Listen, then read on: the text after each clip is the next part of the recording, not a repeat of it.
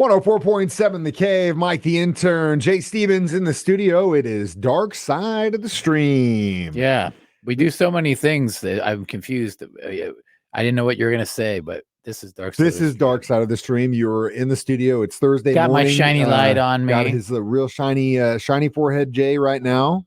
And really this week I'm on tan Dark from Florida. Yeah, a little tan, a little shiny. There's some shine there too. I see some shine. Peeling. I'm peeling. He's peeling. That's what it is. That's what your skin looks like underneath. I need more fiber in my diet. Yeah, you do.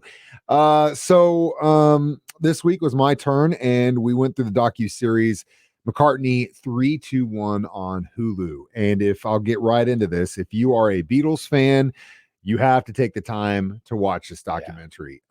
Even if you hate the Beatles, like our general manager Scott Meyer. If you I don't understand people like that, but that is what it is. It's an incredible documentary. My concern is who do we go to for our portion of the money? Rick Rubin or Paul McCartney? Who's paying us for them stealing our idea? Well, for them. Wait a minute, for them stealing. Yeah. One of those guys heard Rip It Apart Wednesday, and they said, "Oh, we got to do what these two kids in Missouri are doing, but we'll do it for real." That's what I kind of got from this out of the gate was that it's a documentary and you can watch it, but it's more of a podcast. It's like a Rip It Apart Wednesday on steroids. It really is like a podcast. Epic. It's so cool. There goes, we lost Jay for a minute. It's so cool because what happens they're using an old board. And Rick has got access to all of these studio sessions and basically is just like, hey, do you want to, watch some music? Do you want to watch some music? Do you want to listen to some music? And then they go through these songs. Playing back the songs with the dude who wrote and recorded the songs. The guy, and we'll get into what I think about that perspective because there are certain times where he hears something and he's just like, oh, yeah, I remember, for example, he was talking about how him and George were in a guitar store, and one of the guys that were running it was a jazz musician. He plays this chord, and they're just like, "Oh, yeah, magic! What sorcery is that and chord?" So that was it. Then it's in half their songs, and they didn't know what the chord was. They just learned how to play it. They, and then they went and showed John, and then. I guess at the time John had already graduated school, so he was in art school, and they were hanging out with a bunch of girls, and they'd go and McCartney would sit in the corner and play this little French tune to try and get these girls to come over. And then years later, John goes, "You remember that French song you always used to play to get chicks? We should finish that. We should finish that." And that became Michelle. These guys, stories like that, which being a huge Beatles insane fan that I am. Could you imagine if John Lennon was still alive though, and they did it like the three of those it wouldn't guys? Have worked. They wouldn't have worked. And that is what we're going to get into next. At least as far as what I saw in this documentary. The ripoff of Rip It Apart Wednesday, you mean? Dark Side of the Stream is what we're doing, Jay. Don't forget, it's 104.7. They ripped us off.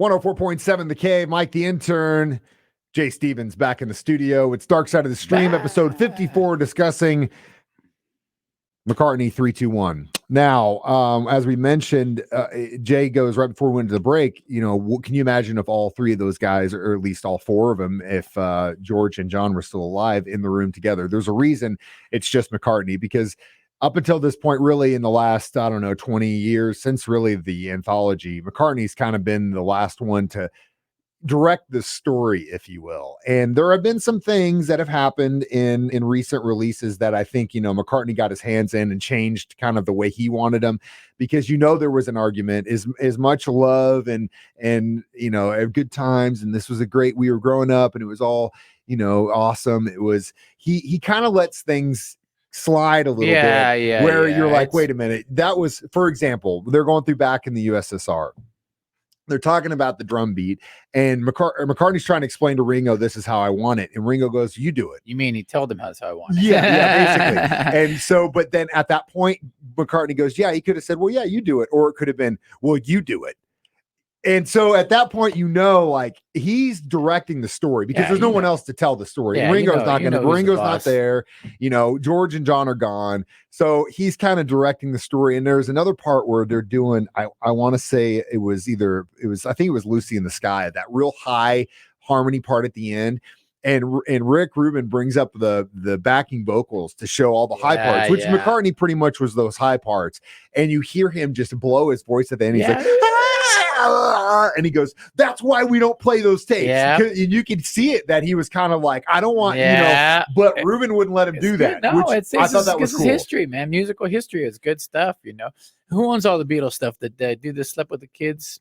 Does he still own it? Michael Jackson? Does he still own that? McCartney's got most of it back. He got it back. Yeah, and I'm sure it's there are pieces of the pie that are owned by different conglomerates, but like. He's got full control over how the rest of the story is being told. And, I think it was really interesting to hear his takes on some of his favorites and what he liked and what he didn't like about what they did. And Rick Rubin is a chill cat, dude, like Rick very Rubin, cool vibe, no shoes on. He's just like, hey man, let's listen to this. I don't think it could have been anybody else doing that, man. Because the conversation, the way he leads the conversation, the way he asks questions, it would be easy to be in a room with Paul McCartney and just be like, oh my god, I would do that. I mean, it would be so hard for me to be a professional in that situation. But, Rick Rubin is just like, at one point, they're talking about influences and McCartney goes, I think above the money, above the girls, all that stuff, we just want to be accepted by the musicians we loved. And at a certain point when we're playing with Little Richard and we're opening for Roy Orbison, we felt like, oh God, we've made it. And Rick Rubin goes, that's all you want. You want acceptance by the people you love. Cheers. And that is what he treats. That's kind of how the conversation between Rick Rubin and McCartney goes. And I think that's incredible. We'll talk about some of our favorite or least favorite Beatles songs next. Dark Side of the Stream on 104.7.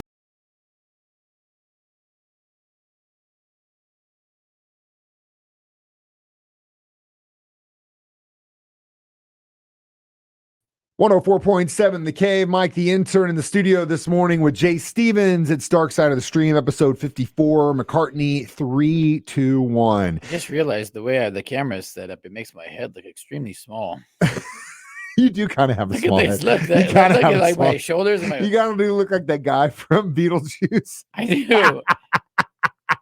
I do, right? If you didn't know this, we stream this live on Facebook every Thursday. You can watch Jay's this shrunk is actually head how on I Facebook. look every day at work. He's actually a lot stronger than he looks. I just have a giant head, and when you put them two together, our head perspectives his looks are smaller very different. Just because I think mine when looks my normal, hair is but out, mine is not my actually head normal. looks more it's bigger. appropriate when my hair is out.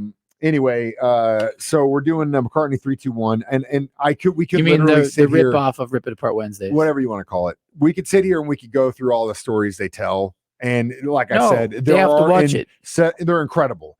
But I don't want to do that because if you haven't watched it already, you need to. It's just 5 short episodes. They're 30 minutes long. They could have probably made these things 12 hours long if they wanted to. Very informative. Some of the times I think Rubin kind of leads McCartney to say things that he thinks are the truth, and McCartney doesn't really remember. Man. He was producing there on the fly. But I will say this. For a man that does not know how to write music, did not know how to read music, to write standards, and I'm talking about and to look like Gershwin when he was in his teens is an incredible, it's magic because he's talking about like explaining to the trumpet player on how to play the trumpet lines in Penny Lane, and he's like, and he hears it in his head. He hears it, but he doesn't know how to write it. The trumpet player then writes down what he's singing, and at a certain point goes, man, I don't know if we can hit that note on the piccolo trumpet. That might be out of the register. And he goes, no, man, you can do it. You can do it. And he goes and does it. But that's all from his head. That he doesn't write it out. He has no classical training whatsoever. It's more practical training. It's math street smarts. Yeah, he explains it. It's simple math. And the way he looked at it was math. And it just blows my mind that, he would put himself into a character to write a song. He'd look at it from a mathematical standpoint. It's just unbelievable the way he did things and the way it worked and what the result was. There were many times where they were like, these are 2 different songs that you just basically laid on top of each other. And it would work. That's the crazy part. Yeah, different melody lines. It was very crazy. It's very unorthodox and very just probably not having all that schooling allowed that. because if you were at all the school and you're like, well, that's not going to work. We're not gonna, but no, you're just like, oh, let's try this. Who cares? And shout out to Rick Rubin too for looking like the homeless guy outside of Starbucks. Not wearing any shoes. No shoes, dude. Long beard, white hair. You're not wearing shoes. Come on, man. I'm glad they flew him in from the desert island he's been stuck on for 25 years. Coming from the guy who wears 50 flip-flops 6 months out of the year, like, dude, put some shoes on. I think I wear long. I mow the lawn in flip-flops. Yeah, that's a danger. Actually, you're gonna lose a foot.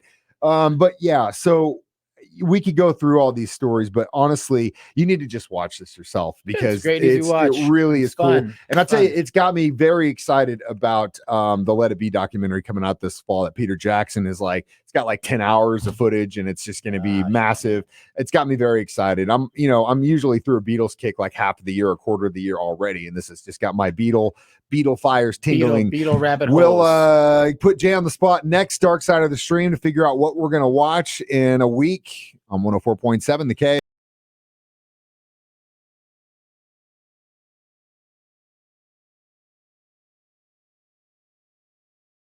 One 104.7 The Cave, Mike the Intern, Jay Stevens back in the studio discussing McCartney 321 on Hulu. How many, what do you want to say, A-side singles would you give? A-side singles? Yeah. I give it 4. Good 4. Good 4. I got it straight 5. My first 5 out of 5 on Dark Side of the Stream. Wow. Nothing wrong with this. Even though I have my issues with McCartney kind of changing the way history, because he's the last one left, and it's his story now. That's just the way history goes. There's, at one point they were talking about how many, they never rehearsed. But he goes, up until that point, we had played like 10,000 hours together. Yeah. We knew each other. We knew how to play with each other. We knew how, when a guy would bring a song in, we knew where our pieces fit. And that was the formula. He goes, according to the map, he doesn't even know anymore. And could you blame him? I mean, you're playing 3 or 4 shows a day, and the dude's in Germany and the UK and all over Europe. He's what, 75 years old or 79, 80 years old? 79, 79. Man, he still looks good. Incredible. Guy, and he's still, I mean, if you wanted to go on a tour right probably now, a vampire for sure. Actually, he's a vegan. Soul but soul. The thing is, vegan vampire. If you are a vegan and you can pay someone to be your personal chef, I'm sure it's going to help you, but mostly most of us can't afford that. Lotions. Maybe that's what I need to do on my the skin here. He swears it's this vegan Paul McCartney lotions on me or something. I don't know. I like meat. I like meat too much, but I would give it 5 A-sides all day. So watch it. McCartney 321. If you're a Beatles fan, if you're not a Beatles fan, if you like music, if you like where creativity comes from, all that good stuff, it's the documentary. If you like our Rip It Apart Wednesdays, it's if you're a fan of Rip It Apart Wednesdays, it's our Rip It Apart Wednesdays on another level. So it really is. It really. Hopefully the check's in the mail from Paul McCartney. Well, we'll see. If anything, at least we gave them some inspiration to get more knowledge about the Beatles. So next week, Dark Side of the Stream, it's yours, Jay. I implore you to get us back to some crazy. We've done a lot of. I'm getting us back to some crazy. You know me. I find the hidden gems. This week it shall be Misha with the Wolves. Misha with the Wolves. Is this a one-off documentary? It's a one-off documentary. Where can I find it? Netflix. Okay. Is it old or new? It's new. It'll be right there in the latest releases or whatever. Okay, right? It popped up on me. It popped up on me this past weekend, and I watched it. It's Misha Among Wolves or Misha with the Wolves, something like that. But it's about a girl that ran away from the Holocaust as a small girl, lived in the woods and was raised by wolves, and comes back to tell her story years later. And there's twists in the story. Lots of twists, and you be the judge at the end of what is true and what's not. Oh, okay, good. Well, it's nice. I'll give you this crazy. Yeah, don't. If you're following us along on Facebook Live, I apologize for that creepy face Jay just give you. You can always download this podcast on our 104.7 The Cave. It's Dark Side of the Stream, episode 54 on 104.7 The Cave.